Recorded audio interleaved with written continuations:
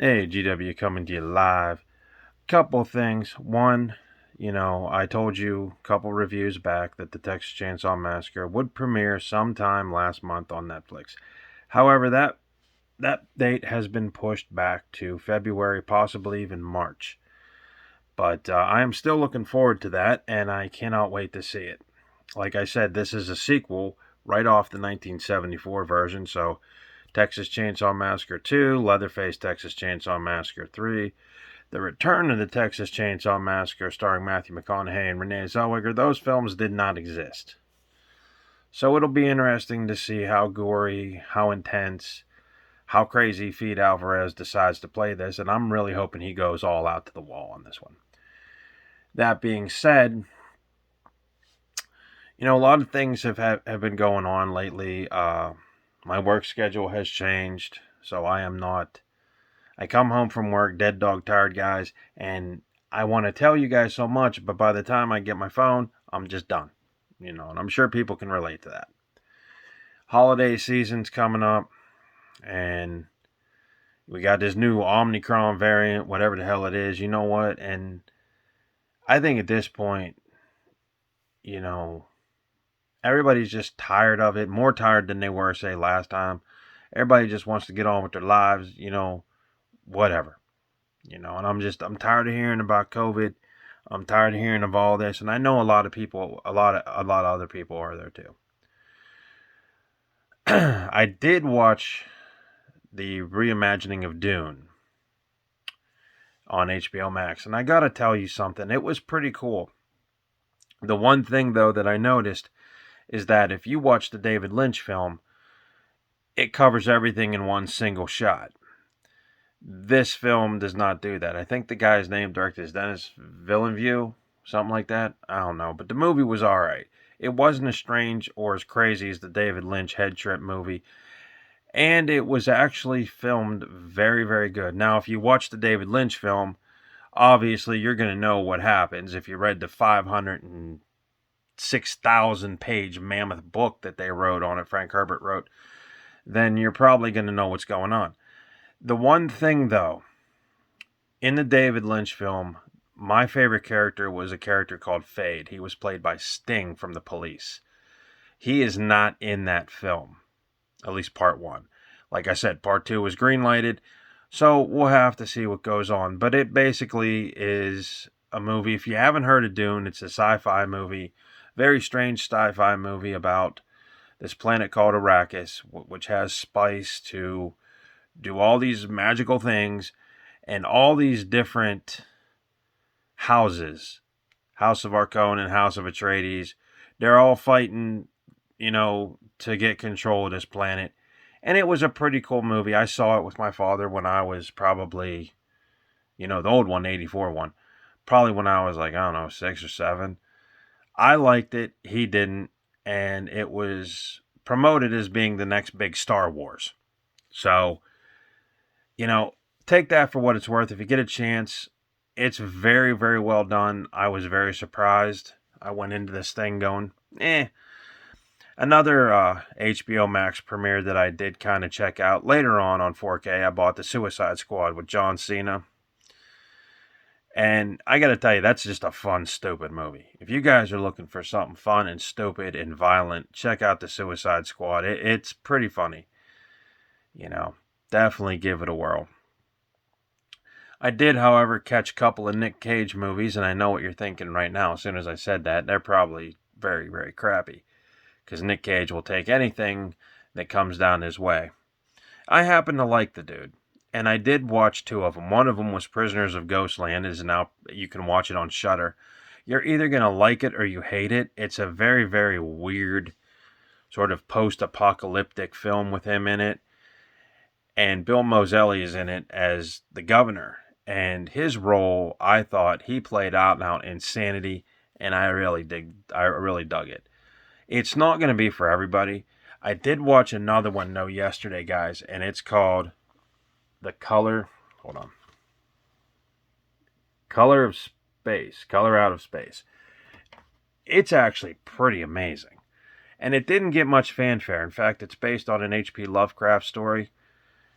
And basically what it entails is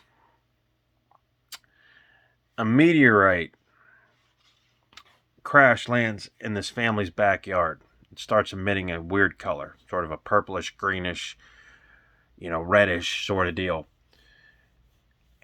And it turns everything that normal family life is into something monstrous, something, crazy. It makes Nicolas Cage go from being a normal father to a raving madman. It also sucks power out of cars. It mutates people. In fact, Tommy Chong is in this movie. Before I forget, he plays a burnout living on the property that Nick Cage's family lives on. Very violent, very slow-paced, but very intense. The Color Out of Space. If you guys haven't seen this one, check it out. It's not a bad movie. It was not released, I don't believe so, theatrically. This is probably, one of those Nick Cage direct-to-video things. And it was put out by RLJE Entertainment, who's been putting out all of the new Nicolas Cage movies. But if you're looking for weird sci-fi stuff, The Color Out of Space is definitely trippy. The budget seems pretty modest, actually. You cannot tell that this is a low-budget movie.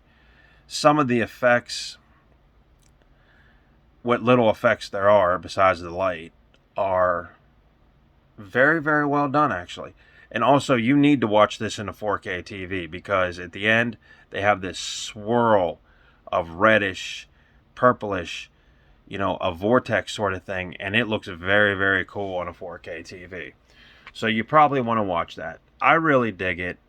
Everybody that was in it was pretty good. I mean, you have... Oh, it was directed by Richard Stanley, who is probably a well-known director. I first heard about this movie watching Eli Roth's History of Horror this year. So you should check it out. Stars Nick Cage. I hate when they put these stupid names so tiny you can't see.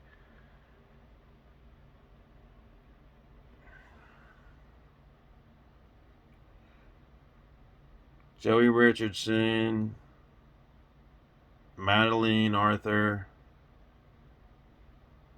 Julia Hilliard. I think Julia Hilliard plays the daughter in this. Elliot Wright. Elliot Wright, I believe, plays the water guy. That's the other thing about this movie. This whole meteorite contaminates the town's water supply. So it's very cool to see. And it's not done over-exaggerated either. I mean, if it happened, this is probably... I don't want to say the closest thing that would happen if aliens came down through meteors, but it would be up there. So check it out, like I said. And if you haven't seen it, like I said, I just mentioned Eli Roth's History of Horror. Definitely give that a whirl. You can catch that on AMC Plus. You'll learn all kinds of movies that you probably never heard of. I actually heard of another one I just bought called The Fury. Fury is about one psychic who has to go track down another psychic. 1984 movie. It looks pretty good. And me, I have a penchant for the old 80s movies. So definitely give that a whirl. The other thing is, I don't know if you guys heard this, but WWE had made a statement that they are not going to release any DVDs past this year. DVDs and Blu-rays for WWE are gone. And that really sucks. Because, I mean, back in the day, that was the thing. If you got hooked on wrestling, you went and got, like, the new Hulk Hogan DVD, the new Sting DVD. Hardcore. That was the greatest DVD ever because it had hardcore matches. All of them. And that just sucks. But you're never going to see a lot of that on the WWE Network, especially with Peacock taking over. And as much as I like the move to Peacock that WWE did, I know there's things that have aired, rather, on Monday Night Raw and WCW Nitro that they're never going to air. And it's sad. So that's just one thing. Yeah, WWE is not making no more DVDs and Blu-rays. And it's like, dude, there's collectors out there. I know a kid, his whole entire house is nothing but wrestling from the top floor to the bottom floor. And he can't He can't get no more physical media. It's crazy. So other than that, there's been really nothing else going on. Like I said, just wanted to apologize. Like I said, life happened. My schedule changed. I want to tell you something, though, guys. And this is just a sort of a PSA. So the other day, I was at Giant Eagle, and I was looking at the beer stuff, seeing what to drink, see if I could get something else, So I picked up Voodoo Ranger, guys. So yesterday I'm sitting around. It was a really wet day. It was a nasty day. So I had a couple of them. And I got to tell you, man, they put the hurting on you. I had about two or three of them. I started drinking, I don't know, like 12. I was done by maybe, I don't know, 2:30, something like that. I was playing Demon Souls with my buddy. And went to bed, and I'll tell you what, that stuff made me sicker than a dog. So stay away from that stuff, okay? It may look cool. It's got a skeleton in the box, but dude, stay away from it, okay? I'm telling you right now, stick to stuff that you can handle. This stuff, I don't know what it is. It worked. It's powerful. It made you feel pretty good, but then it made you that sick, like you had a hangover thing. And before I go, I want to give a couple shout outs to a couple of people. My man Green Eyed Assassin, my man John Burnett, he's cool. Josh Richardson, another cool cat. You get into Halo, man, that boy knows everything. And my man Drax from London, England, who's probably never going to see this, but these guys are very awesome. They're very good friends. And, I told them I'd give them a shout out a while ago, and I never did. So, you guys rock. And I appreciate everything that you guys have done for me. And I know it's a little thing getting me through video games and whatnot.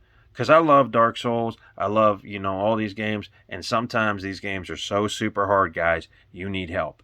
And when you need help and people like that show up, as well as, you don't just talk to them about video games. You talk to them about life. You talk to them about situations that you have at home. And you become friends with them. And those are the people who help you out in life. It's not the people that brag about how much they did. It's the people that are behind the scenes like these guys that just do stuff because they know you care. So I just wanted to give those guys a big shout out. So, in that case, maybe I'll drop a video before Christmas or even after Christmas. But yeah, man, stay away from that Voodoo Ranger. Don't mess with that shit. That shit is hangover from hell is what that stuff is. But if you're going to have one, you're okay. Any more than that? No way. All right, guys. It's GW. I hope you guys have a happy holidays if I don't catch up with you later. I hope everybody be safe. And I hope you all get what you want during Christmas if I don't drop another video. I just wanted to let you know that. Peace.